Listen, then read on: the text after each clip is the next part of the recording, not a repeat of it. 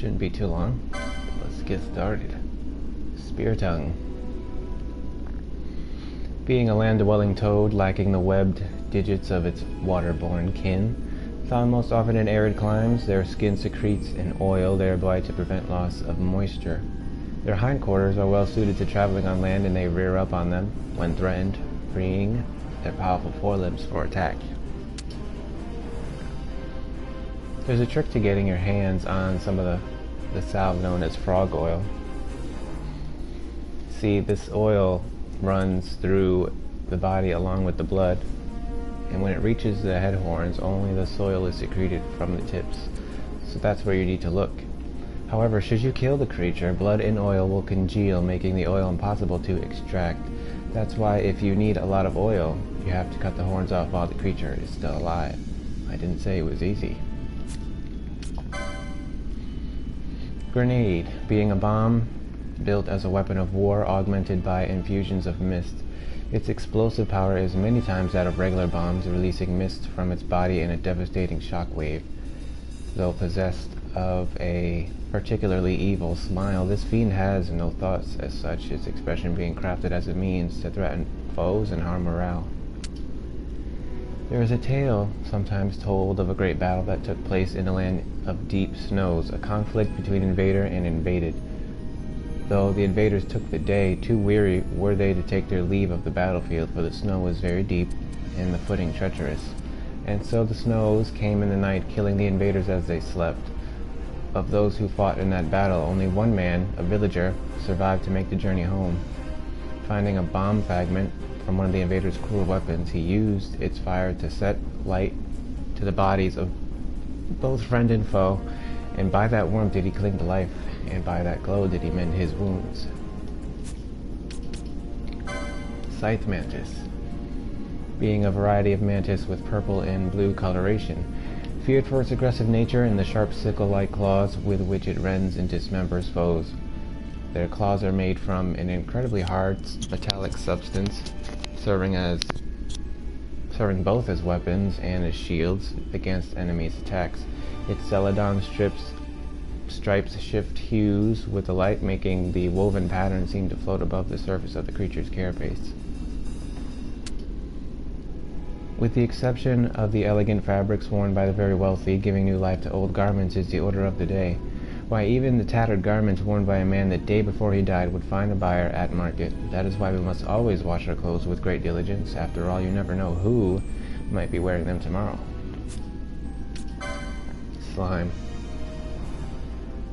Should I chance to gaze upon but one more of these foul-feeted, green slime-coated atrocities, I shall surely lose what wit remaineth to me, wrote the naturalist Merlot after encountering this vile strain of flan. Their bodies absorb light which they then emit to lure prey in the gloom of caverns. They are also able to release light in a dazzling flash, temporarily blinding foes. With their giant mouths, they swallow prey whole, using the nutrients from their food to divide and multiply, creating ever more flankin to terrorize and disgust. They really are annoying enemies. A pure extract of oil from the creature known as the slime has been garnering the attention of natural philosophers. This slime oil has been found to have wondrous properties when used as a base or reagent in the making of medicines and various tinctures. Though the specific means of its use are closely guarded, it is clear that the special attributes of slime oil make it better than oil from other sources. We can but hope that our chefs do not discover it to be well suited to cookery. Ivalice.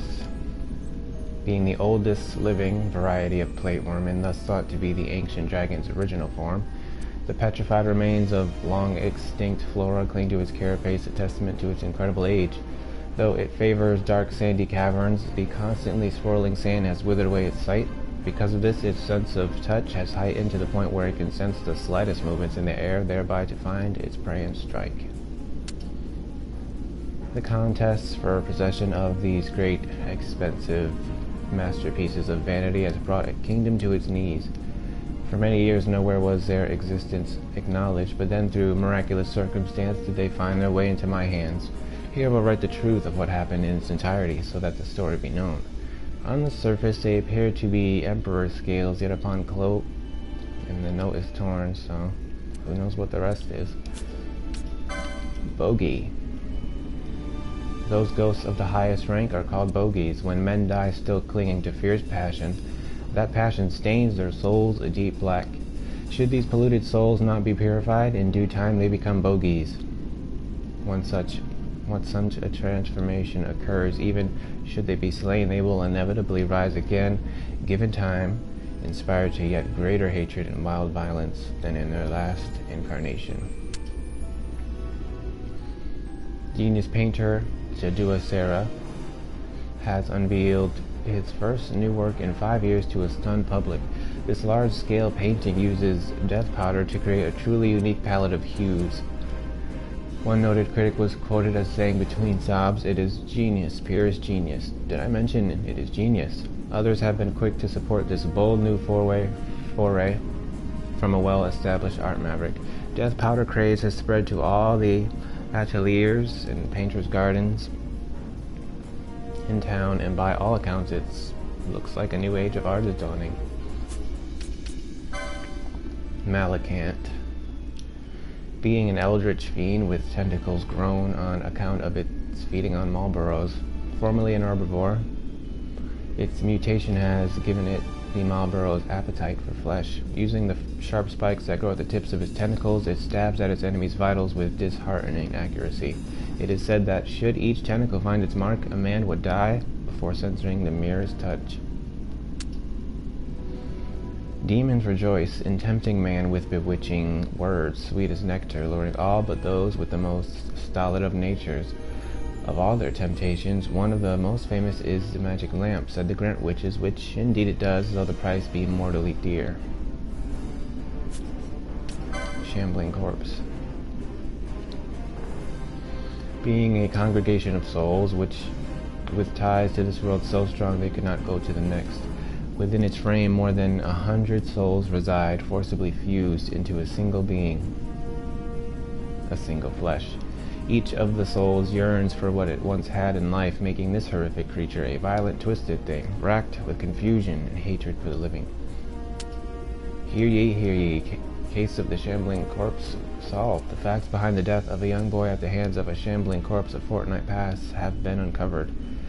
Upon examination of the zombie, it was found that the necklace it wore belonged to a certain young maiden of which the boy was fond, thereby proving that the shambling corpse was none other than his bonny lass.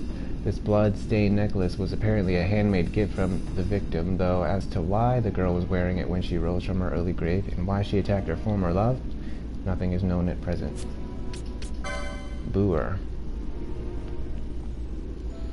Being a creature of an airy blue complexion with dragon-like wings upon its back, the boer prefers to live in dark, dry environs. Though its surroundings be warm, it ever walks in a cloud of cold, evil airs, sending a chill up the spine of any who encounter it. It has long been said that when one feels a chill, a boer is watching you, and they are widely hated and feared as bringers of ill fortune. What a work of art to capture the eyes of so many, and draw a sigh from even the most heartless of creatures. Yet because of its enchanting beauty, each one, after being made, is stolen forthwith, and now none care to make these priceless artifacts. The only ones who remember their true beauty are the demons that clutch them to their breasts in pleasure born of avarice. They are called the demons sigh, and the world shall never know their like again.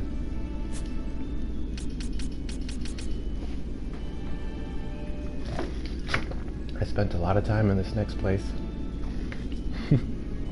Hunting treasure. Cherubi Steppe. Adamantine. One of the great shelled titan tortoises. The strain with the shell of the hardest, of the great shelled titan tortoises, the strain with the shell of the hardest metal is the adamantine. The naturally occurring adamantite that forms its shell cannot be manufactured, making the creature famous among metal workers. They are remarkable for the slowness of their growth, requiring several thousands of years to reach maturity. Before the advent of alloys made by man, adamantite was for many years the strongest metal known. Even today its quality and strength are peerless, save for a handful of rare alloys. That is why they tell of the fool who swallowed a shell of adamantite, only to have it cut its way out of his belly. A salutary tale, to be sure. I like their shell detail. Pretty cool. Cherubpteryx, being a strain of diver favoring clement hilly areas, often seen catching the updrafts that blow in from the Naldoan Sea. Their splendidly colored wings are quite distinctive and coveted for use in the making of many objects, both practical and ornamental. The flight pinions in particular fetch a good price at market. The ways of war. Though the armor you wear may be dented and split, listen well before you discard it on the corpse piles of your foemen. Should it still have the form, even if not the function, of a suit of armor, there are many who would buy it at the market. Though there are a few who know this, it is the framework of the armor that decides its worth, not the condition of each plate or fitting. So if you find yourself in possession of a suit of split armor, should it be armor of good crafting, then it shall surely find new life at the hands of an armorer skilled in repair. Banjo coral, being a variety of coral living in warm mountainous regions whose green fur closely matches the color of alpine vegetation. It is easily recognizable by its long whiskers and tail, the tips of which turn a ruddy red, these being rich in blood vessels aiding the dispersal of body heat. This unique adaptation allows them to run very long distances without tiring, making them better hunters than others of their species. Cherubi steppe. Hilly highlands region in the east of Arcadia, through which the high road to Balfonheim port passes. Air currents are notoriously unstable between Cherubi and Balfonheim, making land routes here as popular as those of the air. In the past, villagers in the region erected windmills to catch the winds from the Naldoan Sea and use them to mill grain from the harvest. With advancements in the use of magics and machineries, however, the windmills fell into disuse and now stand merely as a reminder of the past. Shieldworm, being one of the most powerful dragons ever to roam Ivalice. Though nothing is known about the ancient beings who placed the ring on the swarm's neck, it is clearly meant to offer some kind of magical protection in battle, indicating that these dragons were once used as weapons of war. Nor is it known what these creatures were directed to attack, but surely it was something truly fearsome. In modern times, its nigh impenetrable hide has earned it the nickname of the Walking Fortress among adventurers. Hear ye, no other society is as difficult to penetrate as the Iron Stomach Legendary Tasting Guild. The competition for entry is fierce, and the trials required nigh on impossible to overcome. The trial for entry this year, submit the monster liver best suited to gourmet creations. It is thought that markets will soon be flooded with ringworm livers and the like, as everyone tries to guess just which creature's liver can make the judge's mouth water.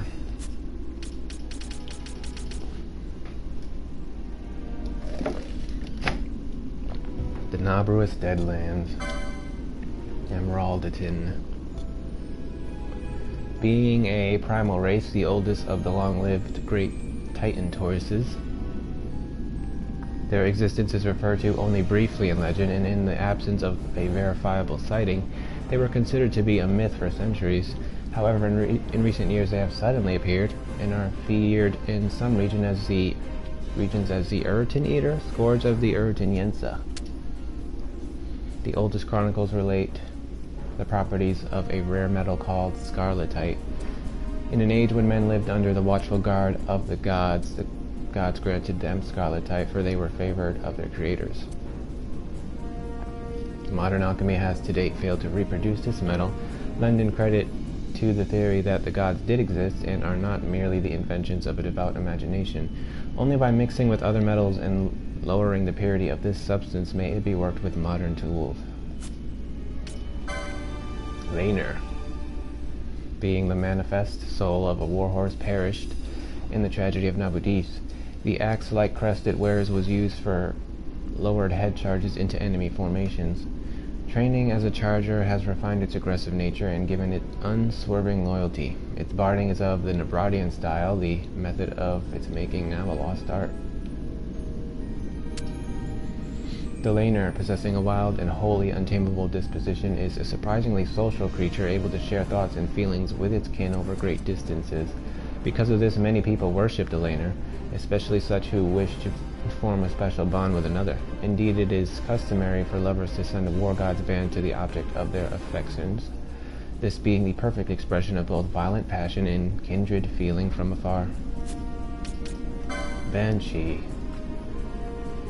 Appearing in places where much life has been lost, these zombies cry for those who can no longer weep for lack of eyes, and wail for those who can no longer moan for lack of throats. Should you hear their mournful dirge, you would shiver and weep, and when the tears dry, you would take your own life for sorrow. Should you wander a battlefield and hear the cry of one who should not be crying, cover your ears, my child, cover your ears. It is recorded in the chronicles that the fearsome army led by Mad King Dornius was a legion of zombies, such as has never been seen before or since. Though the neighboring lands prepared for it, the war they feared never came, for in the space of a night the king, his army, and all the people of his land disappeared, leaving naught behind them but ruins and swirling zombie powder. The circumstance of their passing is a mystery never like to be explained. Leomondentite.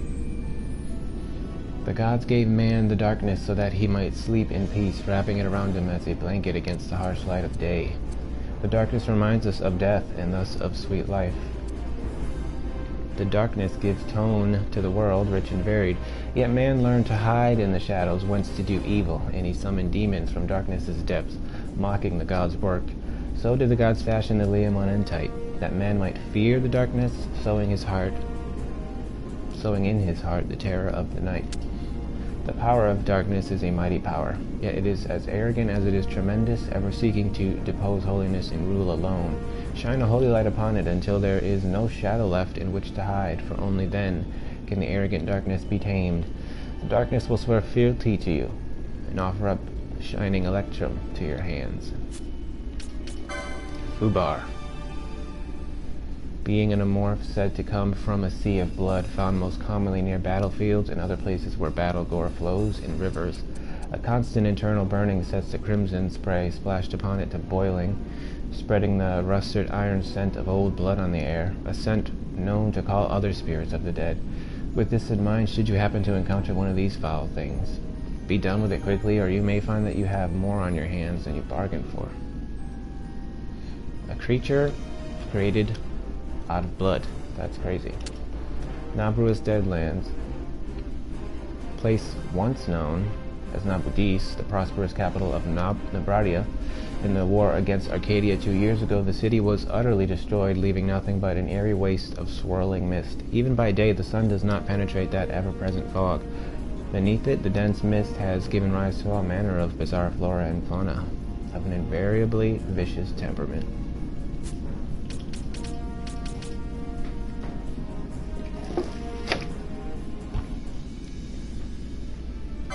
Oversoul. Being a reaper born of magical oath, so terrible it took form, appearing in places where much magic is woven, searching in vain for the words that gave it its existence. They may travel the breadth of the world in a mere instant, a matter of much interest to many scholars, pirates, and soldiers, for if man were able to grasp the means by which such transport is effected, it could change the very face of Ivalice. Though it be the avatar of an evil soul, this does not mean its heart is wholly given to corruption. For as there exists no perfect good in this world, so there exists no perfect evil. Take the Oversoul, for instance, truly as black a concentration of evil as ever there was, but here too we find a sliver of goodness, the soul of Tamasa, for it is truly a light of unclouded love and a boon from heaven to the saviors of souls. Babel. Priests of high enough rank to speak directly to the gods are alone allowed to communicate with these executors of divine will. Their bodies are fashioned of a curious crystalline metal, the composition and nature of which is beyond modern metallurgical knowledge.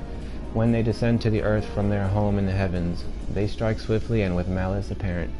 It is thought that the Babel's numbers are growing, and some scholars warn that a great reckoning may soon be at hand. The emissaries of the gods descend to us from the paradise far above the sky we know. Therefore must they travel between the land and the sky, for which they use the wondrous metal einherjarium, otherwise known as cloudstone. The Babel servants of the gods have bodies rich in this substance. How many have tried to steal the cloudstone from them and thereby reach paradise? How many have the gods stricken down for that heresy? Elverit, a beast whose vestigial rings are now naught but bone.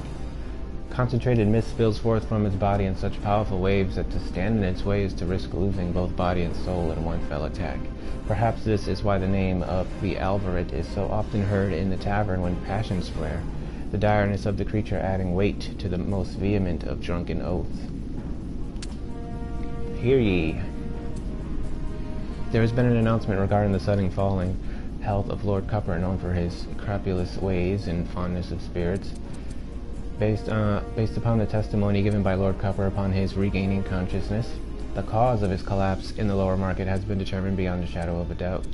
It appears that in an attempt to distill the legendary demon drink, he had been experimenting, a process which involved consuming roughly 10 half-casks of alcoholic beverage a day. Lord Cupper himself admits his excess and has promised to confine himself to wine, knowing it to be of a beneficial nature, in amounts not exceeding 2 half-casks per day. Dark Elemental. Being an elemental of darkness, born of a fusion of powerful hatred and mists. Dark elementals are born only in places where living creatures have perished with vengeance unexacted, rising from the spilled blood of the dead. Though they are not by nature evil, they suffer no challenge and will drag those they deem foes into the darkness. The Kingdom of Nabradia. A land neighboring Dalmasca, both kingdoms being founded by the bloodline of the Dynast King, who first unified Ivalice under one rule. Graced with beautiful landscapes and rich natural resources, Nabradia prospered for many years as a center of both agriculture and industry. 2 years ago, an internal struggle boiled over into civil war, this opening the door to the Arcadian invasion of Nabradia. Several days after the beginning of the siege of Nabudis, a mysterious explosion consumed the city, leaving a smoking ruin where the political and cultural heart of Nabradia once stood, and sounding the death knell for the kingdom. Zombie Warlock. Being court mages who have magicked themselves into zombies in a fruitless quest to understand Providence, and well, they knew the price, for to possess skill in magics of such caliber requires no small knowledge of the art, yet for truth no cost would be too dear. Thus do they continue to embrace zombification, and thus do the common people fear them, calling them warlocks and barring them from places they knew in life. Necro Hall of Nabudis. A palace once home to the royal family Nabradia, called the Verdpale Palace, it once stood proudly in the middle of a lake. Now it stands in ruin, destroyed in the attack on Nabudis 2 years ago. Though the ghost of the building remains in the crumbling walls, it is wholly gutted and lies half submerged in murk. Now mist flows freely through its abandoned halls, and its glorious memory is profaned by a menagerie of vile creatures. Oh, now we're on to marks. Alright.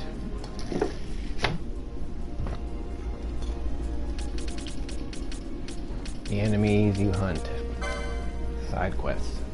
Rogue Tomato, a vexing representative of the deadly Nightshade family, has been sighted nearby Rabanastre. Thankfully, it is apparently a rogue, outcast from its kin, a stranger in a strange land, no longer possessed of those deadly powers it once wielded with impunity.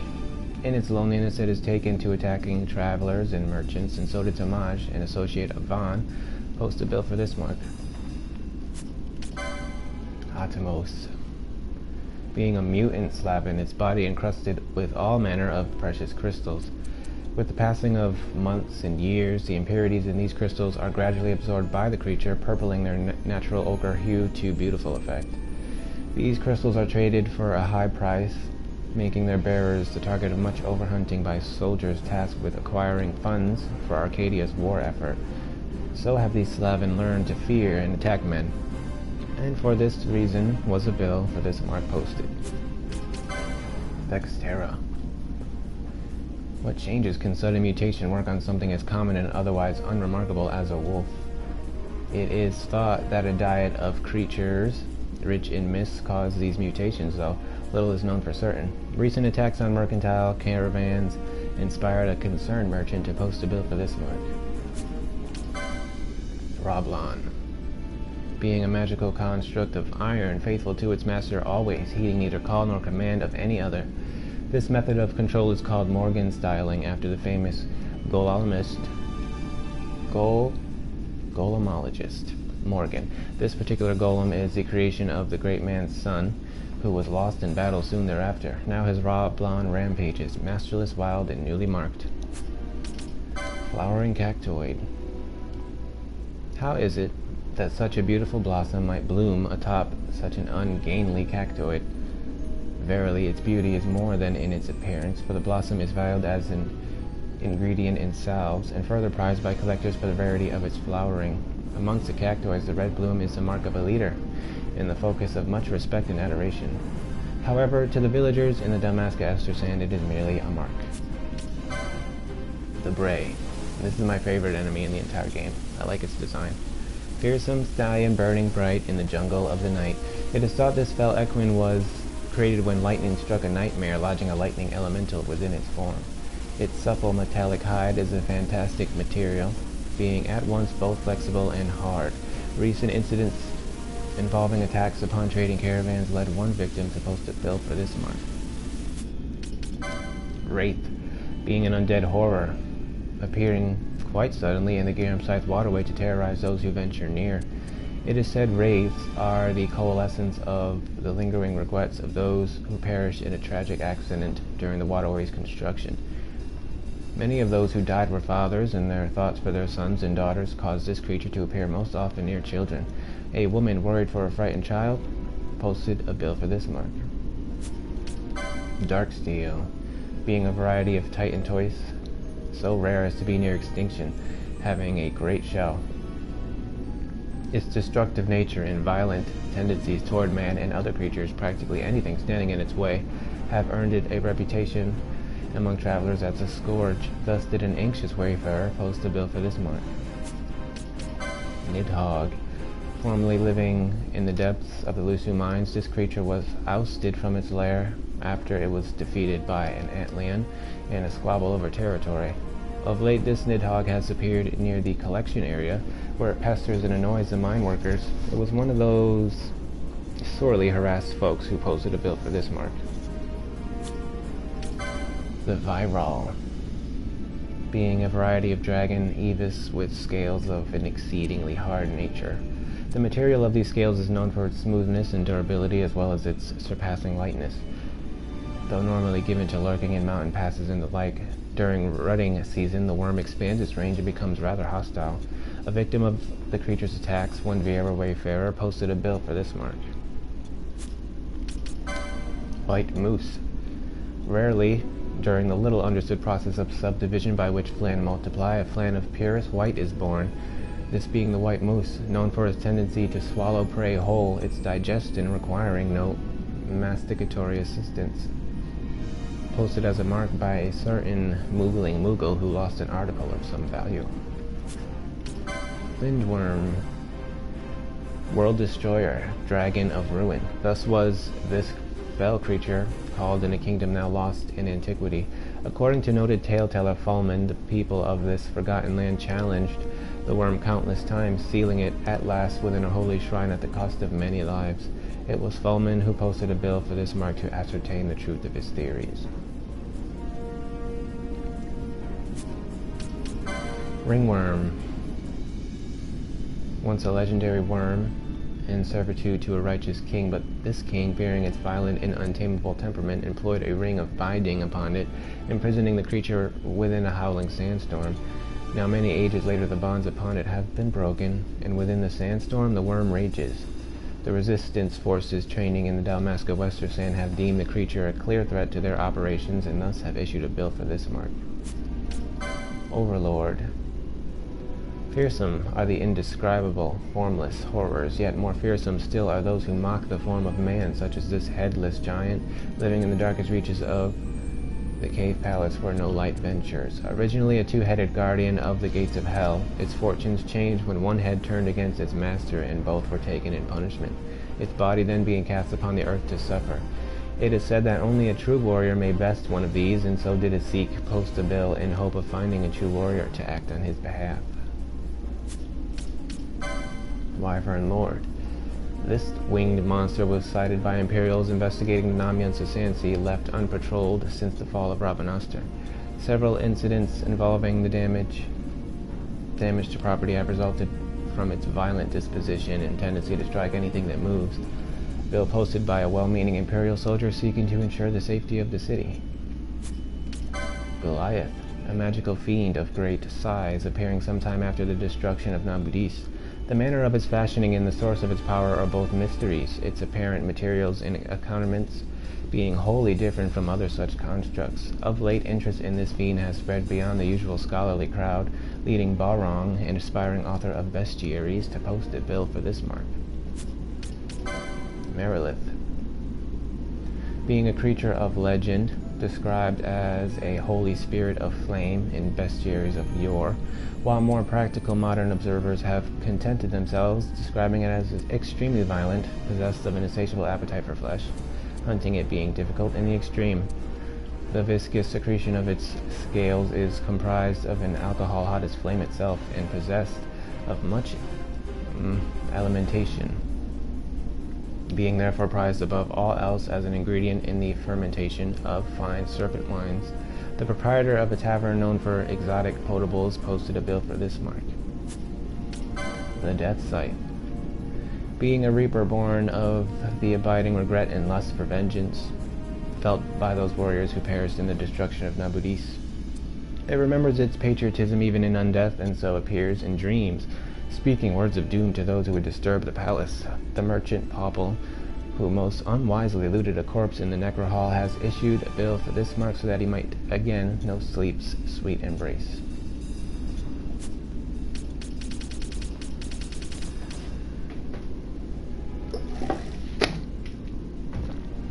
Enquilados.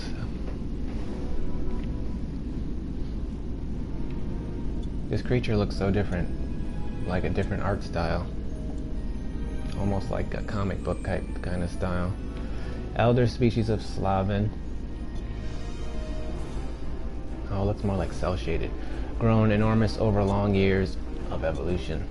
Portions of its body have petrified even as it lives, becoming hard as stone. The many swords and arrows lodged in its hide much resemble those employed in ancient warfare, testifying to the long, difficult life led by this creature. A group of Gareth, curious to see a clan hunter firsthand, petition for this hunt. Death Gaze. Being a giant dragon of a rich violet hue, spending most of its life in the rarefied airs above the clouds, only appearing before men when its territory is threatened. Though incidents involving airships were once quite common, of late the great worm has only been spotted at a distance. A boy traveling with his family posted a bill for this mark. Crocodile. Once found over much of Ivalice, its numbers suffered greatly during the time of the glaciers, when the animal population dwindled, starving it of the large volume of food necessary to support its massive bulk. This specimen mistook a ring for its favorite morsel, the glittering glowworm, and so did the ring's former owner. Post this bill. Diabolos. What strange change does magicite work on creatures, a perfect example being this gargoyle of the Lusu mines. Its form inspired the commonly held misconception in Bujerba that the creatures in its magicite mines are visitors from an other world. The bill for this monstrosity has been extant for some time, yet none have appeared to answer it, and so it remains, though the petitioner's identity be long forgotten. Ixtab. Our tale begins in ancient, the slaying in cold blood of many Gareth, a people as a rule content to live and perish in nature's embrace, by Imperials for their opposition to Imperial magicite mining operation. The fierce hatred of the slain Gareth towards their slayers gave rise to this monstrous spirit. Having long forgotten its purpose, it now attacks all men it finds. Unable to strike at their own ancestors, the Gareth posted a bill for this mark in hopes that a hunter would aid them. Piscodamon. Being a Numo male, fallen into dark sorcerer's ways, and so banished by the Grand Kiltius Anastasis as punishment for his, now its, desire for ultimate power in Giduvegan. Yet the strength of the wards placed upon it failed with the passing of the Anastasis, and its power returned. the Mark's twin living on Mount Barami-Se's petitioned to hunt for this creature. Feral Retriever, being a rare strain of Coeurl, surpassingly large in size, living in Paramana Rift. Once raised by man as hunting partners, they are now wholly feral and known to descend from their mountain abodes during mating season, when they are more than usually violent and easily provoked. Several refugees making their way toward holy Mount Barami-Se have been attacked of late, and so a concerned Kiltius on the mountain posted a bill for this mark. Wild Marlborough. Being a mutant form of Marlborough, one of the few remaining in the Feywood, distinguished by its foul breath, which is several times more ranked than that of the typical Marlborough, generally regarded as a threat to the delicate balance of life in the wood, the Vieira have watched it with great disapproval. Vieira warriors have attempted extermination several times, but were foiled by their own acute sense of smell, a considerable disadvantage in such a fight, and so a bill was posted. Vorpal Bunny, being a dream hare possessing a distinctive dark-furred body and feathered ears. Its large white tail contains a unique oil used by the Vieira for centuries as an ingredient in potent unguents and remedies. It is understandably quite wary of man, and therefore difficult to catch. Posted as a mark by a kind soul hoping to help her friend become a true salve maker. Catoblepus, a tyrant among behemoths, possessed of evil red eyes. Such who face it are consumed with fear upon meeting its glare, their bodies becoming as stone with their terror. A Garif who fought the Catoblepus long ago and lived to tell of his failure posted a bill for this mark. Mind Flayer, being one of a race of beings evolved from the lowly Amorph. Possessed of great intellect, compared to its common ilk, it attacks by manipulating thought with its indomitable will. It is far eviler than its ancestors and proud of its superior nature, loving above all else the sight of other sentient beings in pain. The Garif have sworn enmity toward the Mind Flayers, and one of them posted a bill for this mark. Fafnir, a fiendish worm, possessed of great intellect, yet great avarice withal, sparing no evil in the pursuit of its desires. Once, seeking the relics of the Dynast king slept in the still shrine of Miriam, did it challenge the Grand Kiltius, Anastasis himself, but was defeated, being then secured in the depths of Paramana Rift. Most unfortunately, with the Grand Kiltius's passing, its bonds failed, and it attacked Mount Barami-Se. One of the devout seeking aid posted a bill for this mark. Bloodwing, being a variety of stealing, transformed into a voracious drinker of blood by the dense mist in Barheen Passage. Those whom it latches onto are said to be drained to the last drop. A man who lost a comrade to one of their number posted a bill for this mark. Pilraster, the most violent of all known wormkin in existence today, considered a mark of highest priority for its ceaseless attacks upon all manner of peoples.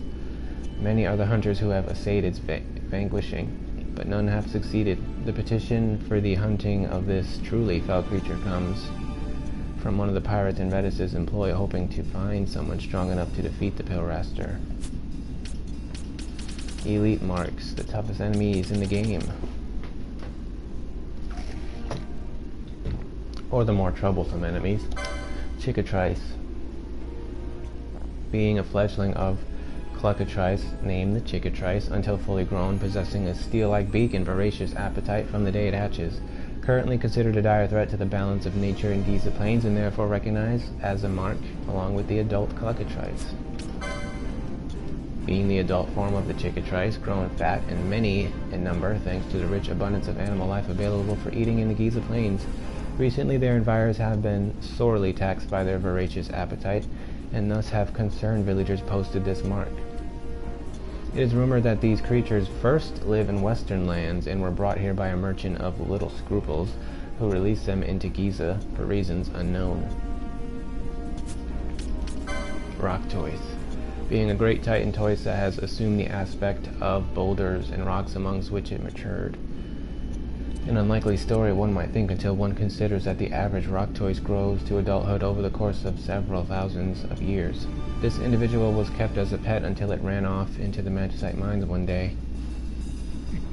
whereupon it was transformed by mist into something violent and wicked and recognized as a mark. Orthros, being an ancient inhabitant of the Garamside waterway with an inordinate fondness for comely maidens, possessing a sort of chameleonism whereby it assumes the hue of that which it consumes, it is said to glow as gold, for in the past it ate a merchant's store of coin. This creature consumed a thief's ill-gotten plunder, which she now wishes to return to its rightful owner. Thus has she petitioned the hunt for this mark. Gill Snapper, being a giant Titan toys called the Gill Snapper for the high price its shell fetches at market. In the past, lawless hunters overhunted the snapper, and thus enraged, the Titan toys struck back, assaulting innocent villagers and all else resembling their foes. One such snapper was caught by a village elder and sealed within a jar, but the weakening of the magics placed upon it set it free, and so this mark was petitioned. Trickster, legendary chocobo of the purest white plumage. Though typically hunting in solitude in mountainous regions, it is ever a member of the flock, coming to the aid of its kin when danger threatens. A chocobo wrangler who was the victim of a band of mountain bandits and was saved by the trickster could not resist petitioning a hunt for this rarest of marks to wild enthusiasm from clan hunters across Ivalice. The trickster seems innocent enough, don't know why we had to kill it. Antlion, being a variety of killer mantis, residing in the deepest crags of the Lucy mines, aggressive in the extreme, known to flay alive such giant creatures as the Nighthog for food. As it has no natural predators in the mines, an imbalance of the food chain is feared. Worried that her children may have wandered into the antlion's nest, a concerned citizen petition a hunt for this mark. Carrot, being a Marlborough kept in the Imperial City as a pet by Mademoiselle Zamadria. Name, Carrot, age 8, gender female. Upon a journey to Nalbana to visit her husband, a member of the Restoration Committee, her dear Carrot escaped and made for its natural homeland in the Salica Wood. Mademoiselle Zamadria petitioned a hunt for this mark to avoid unwanted scandal. Can't really see how big this thing is in this bestiary, but it's massive. Gilgamesh, an ancient man of mystery, traveling the dimensions with his lone companion Enkidu in search of a legendary sword. It is said he confronts all adventurers he meets and challenges them for their weapons. Each of his 6 arms bears a weapon of great fame, yet there is no evidence that any are the genuine article, petitioned as a mark by a swordsman bereft of his beloved blade. Enkidu, being the one faithful companion of the legendary Gilgamesh, chosen for his passing agility and fangs sharp enough to pierce solid rock, he views Gilgamesh as both partner and worthy rival in all things. Behemoth King, being a legendary guardian, protector of all that lives within the Feywood. His mohawk hair. Long thought to exist only in myth, until one brave soul ventured into the wood in search of proof, only to lose his life in the attempt. His friend petitioned a hunt for this mark. And you hilariously get a very bad reward, like nothing, for beating this creature. XII, being a variety of nightmare, oft told in the legends of Ritorana, having the power to turn the dreams of men to terrors, then feeding off its victims' anguish.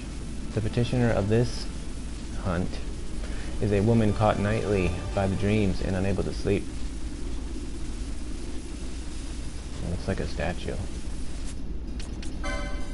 Pandemonium, being a Titan toys with the aspect of a giant boulder set to the great purpose of purging a shrine in the far north of an infestation of wicked creatures. The surface of its mighty shell is encrusted with hardened lava, and its legs are forever in shadow. In the north it is called the Dark Toys for its coloration, and it's revered as an anima of shadow. Slit, being a great sandfish, protector of the land stretching from the continent to the east unto the very edge of the world. Its scales create a curious pattern of hues containing all the blues of the sea. The people of the East liken its appearance to a worm that dances in the night sky, and so do they call it the blue worm, revering it as an anima of shadow. Fenrir, being a kitty, a giant in the form of a great white cat, revered as a guardian spirit high in the snowy crags of the mountains far to the west. Its sharp silvery stare robs those who face it of their will to fight, and its vicious claws rip through flesh with ease. It is called the white tiger for its striped body and worshipped as an anima of the sun. Phoenix. Being a legendary avian said to have been tasked with the protection of the southern lands by the gods themselves. Its body is covered in feathers of rich amber, and its head is adorned with elegant horns, called the firebird for the way it flames when climbing into the sky, and revered as an anima of the sun. Shadow Seer. Being a seer with the eldritch power to read the fate of men and kingdoms by the movements of the celestial bodies in the flow of mist, twisted to a thing of evil by a great flux of umbral energy. The Shadow Seer may draw on both the power of darkness and that of light, being able to summon both anima of shadow and anima of sun at once. Fearing its evil will, Mont Blanc wisely recognized this mark. It looks like a hairstyle, a crazy hairstyle. Yazmat, one deity among dragons, one great worm to rule all worms of the world by the Creator himself created. Legend says it is an anima, guardian to a sacred blade. Though most sacred amongst its kind, its great power drove it to madness, and in the end it became a threat to its own creator. His master was killed by Yazmat, robbing Mont Blanc of all joy in life, and he would have revenge. Espers. Belius the Gigas, scion of darkness and guardian of the holy realm made by the gods in opposition to the transcendent Lawgriff, scion of light. Called the Gigas for his appearance, man and monster, fused as one. Considered a mistake upon his making and receiving not his intended role, the Gigas challenged the gods and lost. Scorned by his masters, he found another, the Dynast king, whose tomb he swore to protect for eternity. Exodus, the judge Saul. Most ancient of the scions, created in opposition to Halmarut, the arbiter and scion of light, tasked with keeping watch over the world, with the authority to judge the value of all things. As he watched, unseen, unknown, his attachment to the world dwindled and faded until it was as nothing. Fitting that he would desire to make the world too as nothing. Yet he fell in the war against the gods and was thwarted, imprisoned, in punishment for his heresy. Cool design, looks like a tree. Chaos, walker of the wheel. Tutelary deity of the sacred crystals fashioned by the gods at the time of the great making, created in opposition to Mitron the chastiser, scion of light. Upon entering the world of man, he was enveloped in the turmoil rampant there. Lost, he died and was reborn countless times, a walker of life's wheel, eventually to rage against the gods that had so fated him.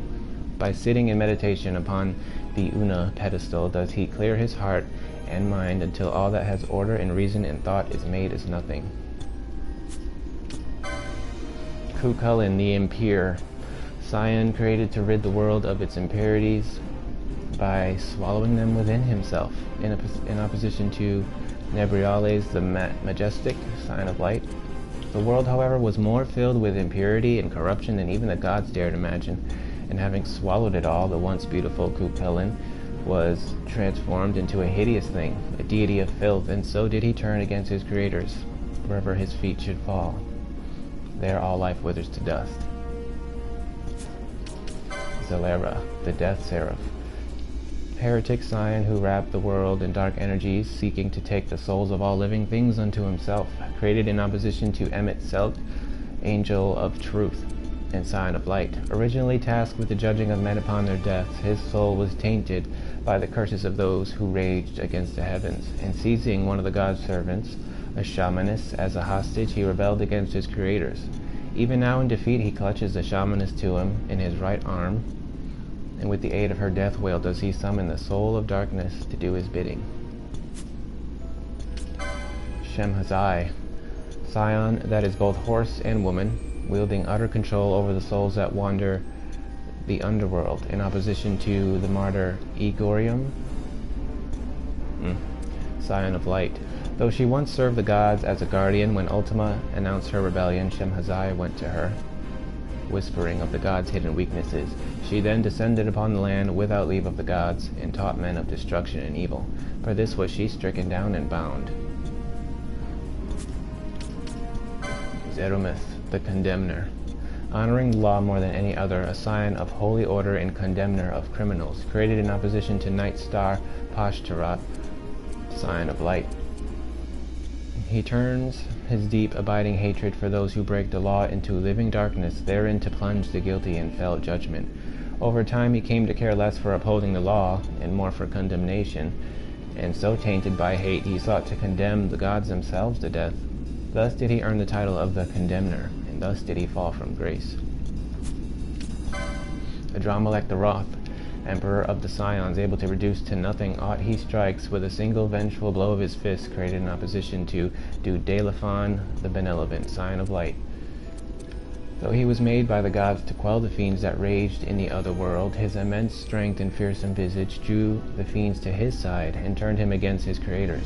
Adramelech rose to prominence in the other world, whence he led a fiendish horde against the gods, but in the end he was defeated. This is my favorite Esper. Hashmal, bringer of order. Scion set by the gods to wield and manipulate the laws of this world, and with holy power lead mankind to order.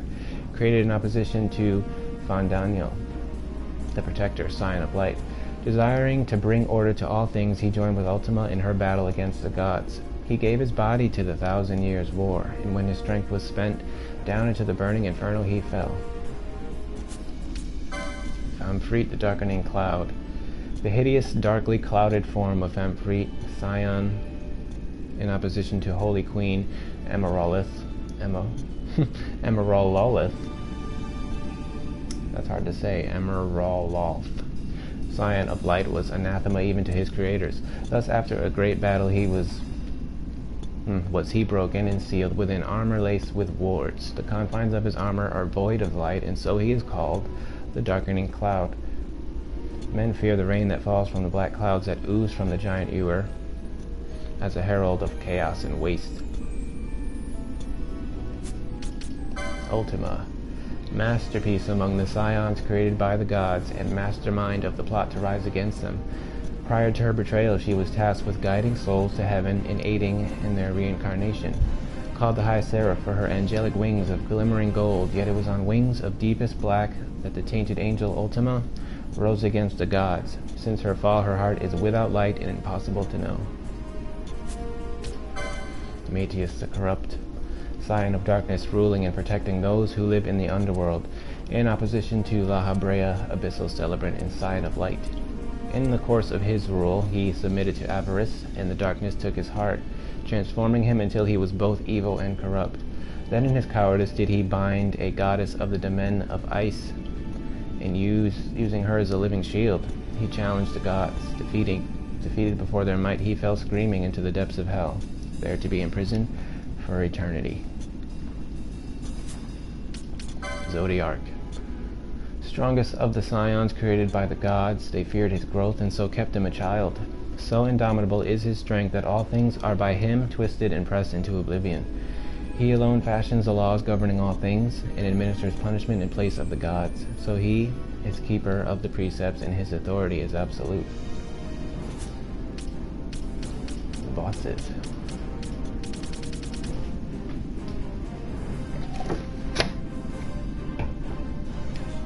The fire main. When man first began to use fire not as a sacred object but as weapon of war, it angered a great spirit of flame, this appearing among us as a stallion, cloaked in searing fire, its body of a heat impossible to measure. When every once in a rare while the Garamscythe waterway fills with a thick fog, it is said that the fire main is galloping its ways and channels, its fiery rage boiling the waters into steam. Rafflesia, being a giant plant transformed by the dense mist of the Feywood. The long trunk root extending from beneath its bloom is used to draw nourishment from the elder trees it prefers. Though it reproduces by releasing pollen from pods, the mist interferes with germination and actual sproutlings are rare. Its genus is aggressive vegetable. Mimic Queen. Of the gregarious hordes of mimics, the queen alone possesses the ability to reproduce. Her egg-laying capabilities being truly astounding, she has been known to lay over 100 eggs in a single day. The eggs, already quickened within their mother, hatch with little delay into the creatures known as tiny batteries, creating a veritable army overnight. Such is a day in the life of the queen. And she will have very many of them, for queens can remain fertile for several hundreds of years. Ivalice, being a guardian statue of Giruvegan set before the waystone outside the city, preventing intrusion. When provoked, the Ivalice swings its mighty sword, laying waste to any foolish enough to approach. To look upon its headless form is to know despair, and some conjecture that the mere sight of it has stopped many would-be interlopers from passing into the city. To me, it's not that fearsome, but okay. Bagamnon, being a Banga headhunter intent on capturing the sky pirate Balthier. Vicious and cruel, he will do anything to claim a bounty, not hesitating for a moment to dirty his own hands. Though Bagamnon is guilty of more than enough to deserve a price on his own head, his unofficial role as Judge Gabron's dark hand ensures his good name with the law. His 3 henchmen are, if anything, crueler and more lacking in mores than he, were that possible. Bagamnon's henchmen, big, strong, and never pushed aside until he squeezed the last scream out of his captive, is Gijuk. No less despicable is the shady Boagi, a relentless and sadistic hunter of men. Lastly, Vernok gives a female touch to Bagamnon's motley crew, yet if anyone were expecting to find a kind and gentle nature here, one would be sorely, nay, agonizingly disappointed. Tyrant, being a guardian beast of Giruvegan set by the masters of the ancient city to guard the lowermost level against intrusion. Though originally a variety of wyvern, potent mist has transformed its wings into hook-like protrusions, sharp hook-like protrusions, a shadow of their original size. Its undying loyalty makes the tyrant a formidable barrier to entry into the ruin's depths. Demon Wall, being a trap set to prevent those not of royal blood from entering the dynastic king's tube. With twin giant swords drawn and a length of wall upon its back, this statue challenges all who would seek to profane its master's resting place. It is thought that this fiendish device was constructed during the Galtean Alliance, and knowledge of the mechanisms of its operation has long been lost. On the wall, the dynastic king's likeness is carved in relief, this being the last thing most intruders see before the demon wall bears down upon them, crushing their bones to dust. Hydro, being an undead, kept in this world by sheer force of will long after its body has surrendered to corruption. While the decay of its eyes has left it blind, it senses the energy of the living and strikes with deadly accuracy. Though it cannot be known when the creature last breathed, from the state of its yellowed bones, one can only imagine that it has walked in unlife for several thousands of years. Tiamat, being a dragon, awakened by Fran's sister, Myrn, in a mist frenzy. Ancient tomes describe it as an anima of the winds, possessed of a violent temperament and destructive power enough to lead the entire world to ruin. There are some who believe that Tiamat was responsible for the decimation of the imperial troop, performing experiments on manufactured nethicite, having been awakened by the stone's foul cry. Earth Tyrant, being one of 8 legendary worms of great power, preferring to dwell in arid climes. It is said that the Earth Tyrant appears as a mighty shadow within a great sandstorm, moving with the sound of rolling thunder. Of those brave souls who have entered the sandstorm to catch a glimpse of this creature of legend, or perhaps to do battle with it, none have returned. Elder Worm, guardian beasts of the forest and the most ancient of the dragons in Ivalice. Though they perished several thousand years ago, the living things in the wood grew in them, giving them nourishment and counteracting the corruption of their flesh until they stood once more. So they share body and soul with the wood and suffer no intruders within its boundaries. Fury, being a wrathful spirit in the body of a dream hare, living in the Necro Hall of Nabudis, its astonishing power made all the more startling by its demure appearance. None know the limits of its strength. Indeed, many are the giant, great creatures of legend who have lost their lives to this furry terror. As cruel as it is cute, it stalks the shadows, looking for worthy opponents against whom to test its mettle. Vinuskar, being a manufactured dragon of iron, set as guardian to a shrine where the followers of the ancient goddess Miriam once came to worship. Though an airy iron mask covers the three portions of its head, none alive know its meaning or purpose. Nor is it known who created it, and in what age. The one thing we do know is that we no longer possess the knowledge necessary to manufacture such a creature. Humbaba Mistin. Being a Humbaba transformed by a powerful mist several times larger than its regular kin, and a fearsome sight to behold, with giant iron hard horns as hot as molten rock. The sword it wields is a subject of legend, for it is said that with this blade did the gods first cut heaven and earth in twain. King Bomb, being a fiery armament of singular destructive power among the bombs created in ancient times. It was long thought that the bombs disappeared, never taking it to the wilds, yet drawn by the massive mist cloud left in the wake of the tragedy of Nabudis, they came to live here as odd guests in the forest. Hellworm. Being a dragon of such a high order of evil, it is called the King of Hell. Legend claims that it once traveled freely between this world and the underworld, spreading destruction until the gods themselves intervened, robbing it of the power of flight and sending it plummeting into the abyss. Though it spread its wings again, meaning to challenge the gods' judgment, the power of the shining glyphs they had placed upon it kept it earthbound, and so it slept for many eons in dark passages, awaiting the chance to rise once more. Abramin. In ancient times, Sachin Cave Palace was used as a ground for spiritual training by monks and ascetics. Here they purified their hearts, yet the corruption they washed away pooled, becoming the black soil out of which the Ahriman is said to have grown. This coalescence of discarded corruption hates those with pure hearts and attacks with vengeful animosity. For this, the Ahriman is considered an enemy by most religions of Ivalice. Omega Mark XII, an ancient weapon of war traveling the rifts between dimensions. Its body is set with machineries and weaponry of far higher order than anything made today. Though it is a construct, it was built with the ability to grow, and so it has evolved like a living creature. It generates the energy it needs to live by filtering and condensing mists from the air.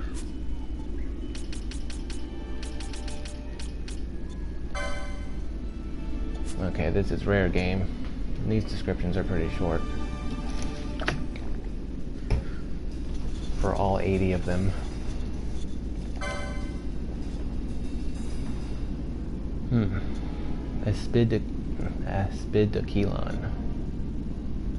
Aspidichelon. Rare adamantine, possessing a far harder shell than the common stock. Ariel. Vampire transformed by the power of the magicite that lies sleeping in the mine shafts it calls home. This strain is yet recorded this is repeated a lot. As yet unrecorded in the Campanals is hunted in the Lusu mines. Most ancient of all known living emeralditans, hunted on the Fawn Coast, is the Thalassanon. Anubis, a bestial transformed by feeding on creatures possessing powerful magics, hunted in the Sachin Cave Palace. Greedon, woolly gator adapted for life in the harsh desert, hunted in the Dalmasca Ester sand. Barmu, facer transformed by strong mist, hunted in the Tomb of Wraithwall. Bullcroc, feral croc so named for its raging, aggressive nature, hunted in Osmone Plain. Vishnu, a rare Daedar, the flame of which has been infused with concentrated mist, hunted in Pharos at Ridorana. Gavio, Baratine croc transformed by overlong exposure to befouled water, hunted in Garamsite Waterway. Aetherian, hold on a moment. A flan whose jelly transformed into an entirely novel substance due to a sudden change in its habitat. Hunted in Cherobi Steppe.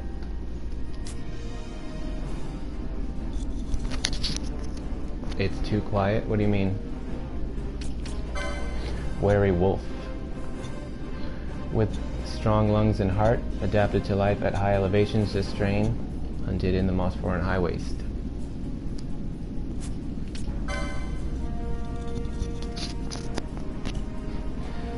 Hectides, strain softer and more formless still than its amorphic brethren, hunted in Hene mines, is the Melt. Kaiser Wolf, silver lobo named the Kaiser for its majestic beauty, hunted in the Dalmasca Wester Sand. Cubus, mutant oiling with a highly flammable nature, recorded in the Sachin Cave Palace. Lindberwolf, an elite worgen being the result of selective coupling among mates with above-average agility, hunted in the Dalmasca Wester Sand. Pineapple, bomb possessing many times the explosive power of its more common ilk, hunted in the Yoguryensa Sand Sea. Dreadguard, mirror knight of higher order than its kin in nearly every respect, a truly fearsome opponent, hunted in the Feywood. Bombshell, grenade infused with the power of rich magicite, hunted in the Lusu Mines. Crypt Bunny, dream hair transformed by a strong mist, hunted in the Feywood. Megabomb, balloon transformed by exposure to the scorching sands of the Sand Sea, hunted in the Namyansa Sand Sea. Spee, Moo transformed by energies drawn from thick growing vegetation around it, hunted in the Salika Wood. Matriarch Bomb, said to be a prototype version of the mom bombs created to guard treasures lying within the Still Shrine, hunted in the Still Shrine. Rain Dancer, Danvania that seems to dance through the storm rain, hunted in the Giza Plains during the rains. Ripe Rampager, Mandragora adapted over many generations to life in the harsh desert, hunted in Dalmasca Ester Sand. Razorfin, Piranha born mutated in befouled waters, hunted in the Garamside Waterway.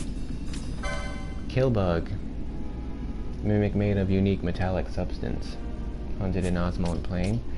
Apsara, folklore mutated by freak lightning strike, hunted on the Fawn Coast. Minibug, tiny mimic with little more than the barest amount of intellect necessary for survival, hunted in the Barheen Passage. Rageclaw, scythe mantis born with naught in its heart but rage, hunted in the Salika Wood. Ithuno, Mimeo with an extremely hard carapace, several times more durable than that of the typical specimen, hunted in Barheen Passage. Biting Mantis, mutant with a carapace many times thicker than that of typical praying mantis, hunted in Galmore Jungle. Chris, type of Marlboro very rarely spawned through natural Marlboro reproduction, hunted in the Sheeta Uplands. Wood Toad, Iguion born for reasons unknown, not as a flesh eater like others of its ilk, but as a grazer of vegetation, hunted in the Salika Wood. Deed, mutant wyvern that has attained powers of flight for exceeding those possessed by others of its ilk, hunted in the Mossfern High Waste. Tarask, lizard strain that mutated wildly at some point during its evolution, hunted in the Sheeta Uplands. Eros, Aerionite born inferior to others of its ilk, hunted in the Osmond Plain. Grimalkin, Coeurl given to frenzied bursts of strength, hunted in the Sheeta Uplands. Terror Tyrant, a primordial wild saurian, being one of the oldest known species, hunted in the Dalmasca Ester Sand. Neckbet, cockatrice that grows many times faster than common stock, hunted in the Dalmasca Ester Sand. Ivalice, rare strain of archaeosaur with an unusual skeletal structure, hunted near the Iridironic Cataract. Glaring Eye, rare necrophobe, the remnants of a soul with unusually strong attachments to this world, hunted in the Hene Mines. Dustia, rare variety of oversoul with a particularly evil disposition, hunted in the Dalmasca Wester Sand. Cult-sworn Leech is a leech transformed by a seething hatred into something far darker and more powerful, hunted in the Tomb of Wraithwall. Ishteen, Reaper transformed by a powerful infusion of mist, hunted in the Barheen Passage. Evil Spirit, Necrophene known for an aggressive, hateful nature unusual even among its grim kind, hunted in Guduvagan. Bores, one of the rarest of gazers, said to arise only in places where massive numbers of lives have been taken, hunted in the Necrohall of Nabudis. Juggernaut is a rare species of golem, transformed by exposure to mists of passing density, hunted in the Feywood. Nagalmer, night walker of such dark thirst it is said to cull hallowed souls from the very altars of worship, hunted in the Still Shrine. Molin, extremely rare golem with a body fashioned entirely of the purest mithril, hunted in the Zodiac caverns. Larva Eater, gargoyle oft appearing in the legendary of the ancient city, hunted in Giruvegan. Tower, Babel, considered the most sacred of its kind. This strain is found in Barrows at Ridorana. Yeah, I remember. In the Pharaohs, after warping. Gargoyle, Baron infused with the powerful hatred of those whose lives it has taken, hunted in the Nabruous Deadlands, is the Ariok. Grey Molter, viper that suddenly mutated after a molting, hunted in the Mossforan Highways. Fideliant, dark skeleton born out of the darkness of the desert, hunted in the Dalmasca Wester Sand. Midgardzimir, primordial basilisk thought to be of an ancient, if not original species, hunted in the Galmor jungle. Crystal Knight, crusader wearing armor fashioned of pure crystal, hunted in Giruvegan. Narzunir, variety of Sleipnir once felled by the legendary hunter Narzunir, hunted in Gizeh Plains during the Dry. Gravelord, Dark Lord with hatred enough to keep it forever change of our world, hunted in Galmor jungle. Victinir, Shadowneer of exceptional violence, and the last discovery of the famed naturalist Lord Victor, hunted in the Namiensa Sand Sea. Zombie Lord, forbidden with an unusually strong hatred for the living, hunted in the Tomb of Wraithwall. Gemhorn, Slaven Wilder with a diamond hard crystalline horn on its snout, this strain found in the Lusu Mines. Drowned, ghoul whose lust for beauty has transfigured it into a thing of indescribably hideous, hunted in the Garamside's waterway. Luke Solid, Gaiacon Entite infused with the power of Nethicite, hunted at Pharos at Ridorana. Velulu. No, it's Valelu. Velelu. Banshee haunting those places where much life has been lost. Hunted in the Nabruous Deadlands. Vagrant Soul, Liamon Entite born of chaos, hunted in the Pharos at Ridorana. Disma, zombie warlock transformed by the power of magicite in the Lusu Mines. Imdugood, zoo with needle-sharp teeth that can be spotted flying over desert sands, hunted in the Namiensa Sand Sea. Ankh Boulder, striker transformed into a thing of pure evil after long and terribly cruel torture, hunted in Paramina Rift. Bull Chocobo, uniquely adapted to life in the Sand Sea, hunted at the Yogoriensa Sand Sea. Wendis, rare Wendigo beheaded and entombed in ice and now filled with the power of mist, hunted in the Shachin Cave Palace.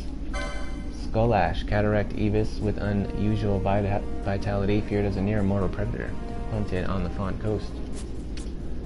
Anchag, Dullahan that has eschewed its blood, brand for its lawn bear or Illan bear, false blade, hunted in Paramina Rift. And where I got my Damascus steel. Myath, dragon leash infused with a strong mist, hunted in the Still Shrine. Blue Sang, Dullahan so cold and so wicked it is said its very blood runs blue, hunted in Trophy Steppe. I think it's kind of funny that he's facing the other way. Helvenic, dark mare transformed by the dense mist that swirls within the Necro Hall of Nabudis, hunted in the Necro Hall of Nabudis.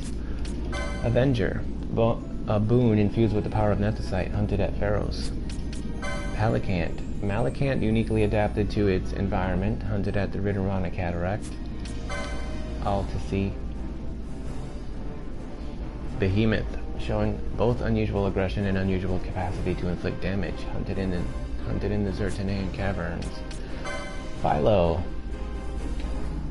red maw that lives in the jungle and feeds not on blood but on sap. This strain, as yet unrecorded in the Campanals, is hunted in Galmor jungle. And finally, the Erd in exile. Too savage for even the Urds in Yensa. These warriors were exiled for their abnormally aggressive natures, hunted in the Yogoriensa Sand Sea. One moment.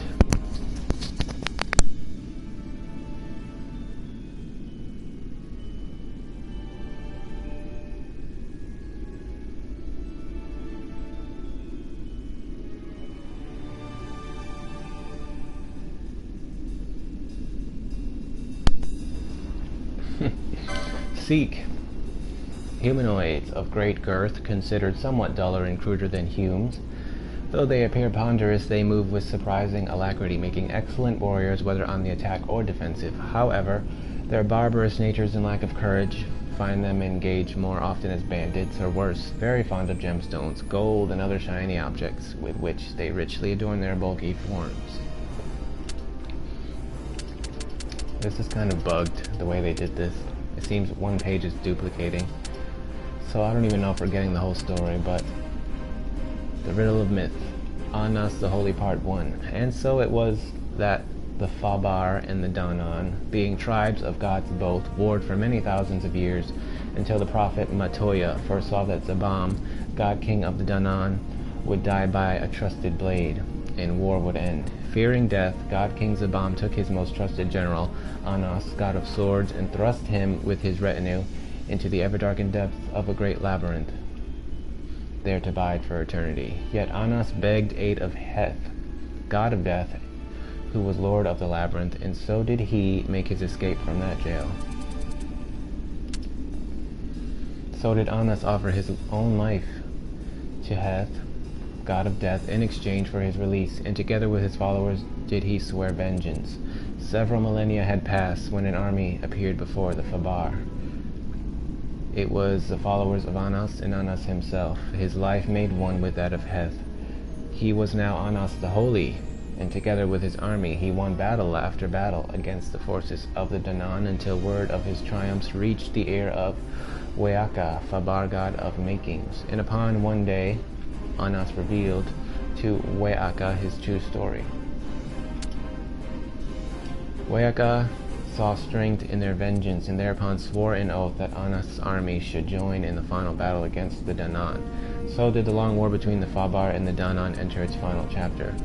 Then did Anas call upon the magics of Heth, or Heth, to give his army strength for the battle to come. Some were given new forms, those of elemental lords of fire and water. Others were given the powers of venom, or crushing force, and glorious were all the victories of those so transformed.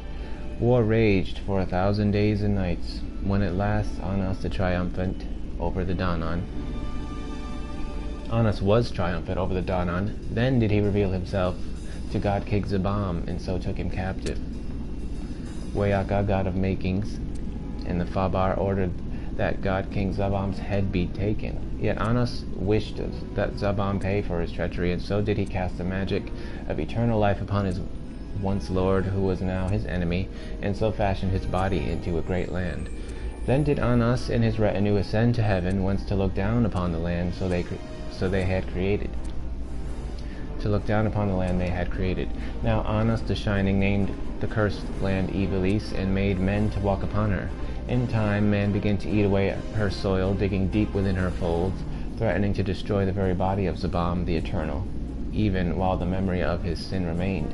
So did Anas and his retinue divide themselves into two, Persalis of day and Metsalis of the night, and swore to guard this land for eternity. So this is basically an origin story of Ivalice. Truth, who knows? Urtiniensa race evolved from crustaceans to bipedal humanoids. Their hides are extremely hard, covered with stiff bristles of needle-like hair. Customarily, they wrap themselves in cloth, though whether this is for protection against the elements or to hide their hideous appearance, none can say. Extremely aggressive by nature, all attempts at integrating Urtiniensa into human culture have ended in tragedy. Though they recognize no state, they are fiercely territorial, and war between Urtiniensa tribes is incessant. Letter to a Wayfarer. My dearest Pulania, my close examination and painstaking translation of the text you sent me a fortnight since is finished. I send you the results with all haste. The text in question was written in an ancient time, yet it offered only nominal resistance to my keen interpretive eye. It is nothing other than the memoranda of an ancient crafter of weaponry. Though as to whether what it records is a truth or merely a fiction, I must confess I suspect the latter. I await your return with bated breath, and ask you to bring something offering a modicum more challenge, though my expectations remain as always humble. Yours, Forrester the Archaeist. Project Memorandum. The dates are entirely weird. Request from said patron, wanting a device for felling fiends, beasts, etc. And I, not thinking to ask what sort of creature he hunted, but it matters not. Whatever it may be, it will have wants, and I need only fashion an appropriate lure to whet its greed. Perhaps something in the shape of a coffer. Prototype complete. When placed surreptitiously amongst my assistant's belongings, he reached forth with a swiftness, and lo, his shock and dismay at being caught. Now I need only fashion for it a means of attack. Delivery complete. Received complaint. The target was in fact a dragon of some power. Tell me these things sooner. Yet one must not complain to one's patron. On bended knee and with head hung low, submitted I a tally of additional costs and fees, for which I was only reimbursed after much hemming and hawing. I will not forget this. How to defeat that which cannot be defeated? Nightly I ponder. 'Tis hot, unbearably so. I find the season most unpalatable. Be that as it may, I have devised a plan for this project. When one does not know the strength of one's foe, one must first observe. Then one must attain the necessary strength to defeat the enemy. My weapon will be a learning, growing entity. Growth lattice in place. Had I not made it myself, indeed I would say it lived. Yet, all that it lives must have a mother, and so that is what I shall make next. The mother is completed and continues her growth. So too grows her brood, for daily she gives birth to small larval weapons. Like their mother, they too have the appearance of small coffers. 'Tis much like the laying of eggs one might witness in the wilds, and as such is quite fascinating. Yet, at this rate my laboratory will be soon filled with coffers, returning current stock to storage. Delivery. Be a viewing crystal concealed in one of the coffers. I watched the fray. 'Tis a dragon of incredible size indeed. My creation's attacks appear to strike true, yet the creature is nary the worse for it. I shudder to think on how much further growth will be needed before real results can be seen in this deadly contest. Received complaint. How dare you allow the fell beast to escape, or some such. I essayed to explain that time was required for the learning to take root. Yet my dear patron's ill humors did rise, setting his face to shine bright red, and there was no reasoning with him. A pestilence take him. Finding this whole affair to have left a bitter taste upon my tongue, I departed, but only after creeping down to the patron's well-apportioned cellars, and there releasing a very young mother. That should give him a surprise in a few years. I wonder where Mark XII could have gotten to. Both viewing crystal and transmitter were crushed in the fray. I can only surmise it found some place rich in mist whereby to foster its continued growth. I wish it the best of luck. Gareth. This race of large-framed, well-muscled humanoids have bodies covered in thick fur. The Gareth adorn themselves simply with ornaments of stone and bone, preferring natural objects over those crafted or otherwise changed from their original form. The one exception is their mask. Each is unique and is worn for the duration of its owner's life. The Gareth worship magicite as a sacred substance and possess deep cultural knowledge of the stones. The dragon's game. Dragons, the most feared of all creatures, yet beyond mention in ancient tomes of their servitude to the gods in antiquity. Little is known of the ecology and development of the great worms. I have in my studies come across a certain fable concerning a god and a dragon. The stone tablet upon which it was written was only recently discovered, and though there are surely some embellishments, as might be found in any fable, I wonder with no little surprise at its simple elegance. Perhaps I find myself thinking this tale has the germ of truth in it, says Lecluse, exegete of tales. In times now ancient, a dragon was born, stronger than anything that had been before, and in time he thought himself superior to the god that had created him. One day he said unto him, I am stronger than you, God. Very well, replied the smiling god, then let us play a game, and we shall see which of us is the stronger. So began the dragon's game. Dragon and god agreed to 3 tests to see who was the strongest. See yon mountain, asked the god. Can you carry it here to me? As easily as an ant might carry it a blade of grass, the dragon replied, and a moment later he had brought the mountain to the god's feet. Next, the dragon said, it is your turn. No, said the god, I am not strong enough to move a mountain, and so did the dragon win the first test. The next test was also one of strength. "See there yon rock?" asked the god. "It is of the strongest stone in the world. Can you pierce it?" "As easily as a sparrow might pierce an apple in search of the worm," the dragon replied, and a moment later he had opened a gaping hole in the stone. "Next," the dragon said, "it is your turn." "No," the god said, "I am not strong enough to pierce such stone." And so did the dragon win the second test.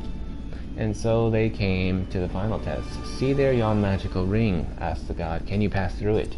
"As easily as the ferret scampers through the worn hole in search of the hare." And a moment later the dragon's neck was through the ring. Yet the ring was too narrow for the dragon to pass through entirely. "You have tricked me," the dragon said. "I am cleverer than you," replied the smiling god. Thus did the god win the final test, and thus did the dragon become lesser than the god in all things. Bacchnomy. Humanoid race closely resembling humans, save for the small horns atop their heads. Diminutive in size, even adults grow no longer than human children. Unable to breathe untreated air, they must wear filtering masks to survive. The greater part of Bacchnomy live in poverty, and their frequent association with criminal activities has led to much prejudice and hatred of their people among human society. The wolf in the woods. A truth. Things there are in this world not meant to exist in harmony with one another, whether they be so close as to touch or so far as to never know of the other's being. Actions were taken in defiance of this truth, and indeed they stirred the imagination of the world, yet only served to hasten its inevitable end. Who can say this is not the preferable outcome, says Amata the philosopher. Listen, a village there was between the mountains and the sea. It was a peaceful village, yet with one abiding fear, a great wolf that had come to live in the forest nearby. None knew when or whence this violent beast had come, yet his howls crept over cobblestone and rang in the rafters, setting the villagers to trembling. Yet the wolf howled not to threaten, but for loneliness. Indeed, he sought the friendship of the villagers, not their flesh. A hunter from the village came and saw the wolf and understood its cry, so he sought to help the beast. "Wolf, do you know why you are feared? It is because your aspect is frightful to us." The wolf asked what he might do to amend this, upon which the hunter replied, "Wolf, I shall cast a magic upon you so that you might have the form of a man." And by the time the hunter had finished speaking, the wolf had indeed been transformed. The wolf thanked him.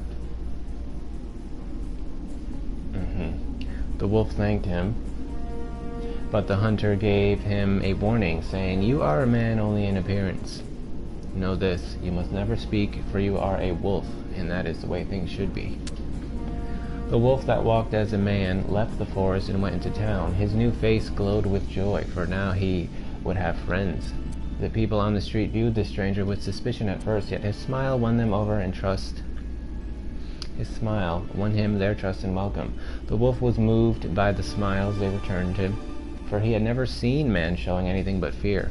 Yet he did not speak, for that is the way things should be. So was this a joyous time for the wolf, but soon it grew dark.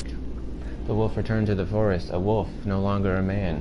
That night he did not howl, but drifted off to sleep, thanking the hunter who had given him such a wonderful day. And the hunter saw the wolf and was glad. Listen, a village there was between the mountains and the sea, a peaceful village, for fear was dead, slain by the proud hunter, whose blood song sounded over cobblestone and rang in the rafters, easing the villagers' fitful sleep. And the hunter did not doubt, nor did he cease his song until the day a great pack of wolves descended on the village, for that was the way things should be. Manga. Humanoid race, their bodies covered in small hard scales with distinctive long drooping ears. Banga are nimble and strong, living up to twice as long as the average human. In manner and intelligence they greatly resemble humans, and as such are the most integrated of the humanoid races in human society. Even so, some humans call Banga lizards behind their backs, but this is considered a slur and is likely to deeply offend any Banga within hearing. Nameless inkings. It was a clement day when my partner and I arrived at Nambudis at the end of a long journey. I remember looking upon her beautiful, welcoming streets and realizing no other place could be more fitting a destination. Gathering up what coin we had, we secured residence and began to look for work. From odd jobs to risky border patrols, we did all, and were satisfied. Thinking on it now, I realized I was happy then. We were not particular in our acceptance of work, and so in short time amassed enough wealth that we might live in some degree of comfort. Our residence began to fill with the articles and artifacts of our daily lives, and soon we found our roots sunk so deep in the soil of this city we could not imagine ever leaving. Though I assisted my partner with work, we gradually came to seek out our own time, and so grew apart. Yet we were satisfied. Why need this life ever end? Several years after beginning our life in Nabudis, there came a call for soldiers from the city watch. We had by this time made something of a name for ourselves, and so did a summons come to us. We were not born in this city of Nabudis, yet our love for this town knew nothing of this, and we accepted without delay. I was given to the border patrol, my partner to the defense of the city wall. The night before I was to leave, we ate a splendid meal and drank such wine as we could afford. It was as though we knew it would be our last meal together. The days of my patrol were harsh, yet we finished our duties, and weeks later had only to return. That night I dreamt. My partner came to me, trying to tell me something, yet I could hear nothing but the blowing of a distant wind. Perhaps I became homesick as I slept, for when I awoke my eyes were wet with tears. In the dream my partner had been unchanged, a perfect memory. Our feet turned home, all our thoughts flying down the road ahead of us, faster than we might hope to walk back to Nabudis. What awaited us upon our return was not a hero's welcome, but despair. Gone were the beautiful palisades, gone were the families and friends that surely awaited us. Only a wasted, blasted land remained. Then we saw the people of Nabudis. Though to call them that is a jape of the bitterest sort. They were the walking dead, hungering for life, and consuming all they found that was light and good. We fought them to save our own lives, and we wept. Then among the dead I saw him, and I could fight no more. Imperial. Being the rank and file of the Arcadian Imperial Army. The greater part of the Imperial Army is comprised of swordsmen, in addition to our hoplites in heavy armor for charging enemy fortifications, mages for range support, and others still for various more specialized roles.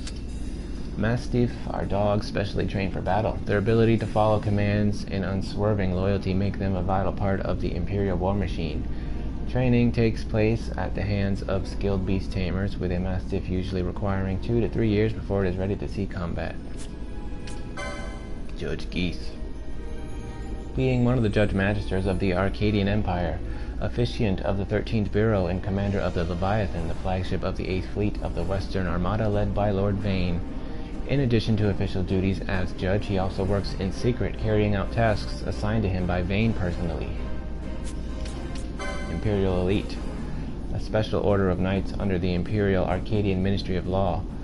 With the spread of Arcadian influence came a rise in crime and regional conflicts. To reduce the amount of time required by the judicial process, a military court was established, this being the origin of the Order of Judges. Imperial Elites is a name given to a highly trained group of soldiers who have undergone the most rigorous selection procedures to become the pride of the Imperial Army. Elites are separated into 3 divisions by role, gunners being marksmen trained in the use of rifles, pilots being combat airship pilots, and beastmasters being those who train the mastiff dogs that fight alongside Imperial soldiers. Those who make it past the selection process go to the Imperial Military School known as the Academy, there to learn the specialist skills of their allocated division. Judge Bergen. Judge Magister of the Arcadian Imperial Army, Director of the 2nd Bureau. A warrior by training, he has a personal affinity for weapons and combat. His experience with warfare has positioned him as the Empire's preeminent judge overseeing invasion and military envoys, a staunch supporter of Lord Vane, also a believer in administration by force. He has dedicated his life to ensuring Vane's aspirations come to fruition. Imperial Armaments. Dr. Sid has been working on developing thought-driven combat weapons called Rooks for some time now. Test models saw their first combat use in a recent incident at the Drackler Laboratory. 3 new models have been produced based on data collected during the Drackler Laboratory incident. Drackler CB-56 Remora Fighter, a small fighter airship of the Imperial Army. Gun turrets placed on the keel and turrets on the deck make this an effective weapon against air and ground threats, a mainstay of the Imperial Armed Forces together with the newer CB-58 Valfair fighter. The initials of the craft's designer, Dr. Sid, and the year of its production adorn the hull. Judge Gabrant. Being a member of the Order of the Judges of the Imperial Arcadian Ministry of Law and Judge Magister of the Ninth Bureau. The Ninth Bureau, led by Gabrant, is primarily concerned with the gathering and dissemination of information. As a result, many of the Bureau's activities are shrouded in secrecy. Gabrant and his power are respected by other Judge Magisters, and Emperor Gramis himself places great faith in this younger judge. And finally, Dr. Sid, Chief of the Dracula Laboratory, the top secret weapons laboratory of the Arcadian Empire. Full name, Sidelphus Damon Bonanza, age 58, pursues a program for manufacturing nethicite, a variety of magicite with the property of absorbing magical energy. Friend to Vane, though their ages are different, they share many of the same ideals and beliefs. Alright, that's the entire Bestiary.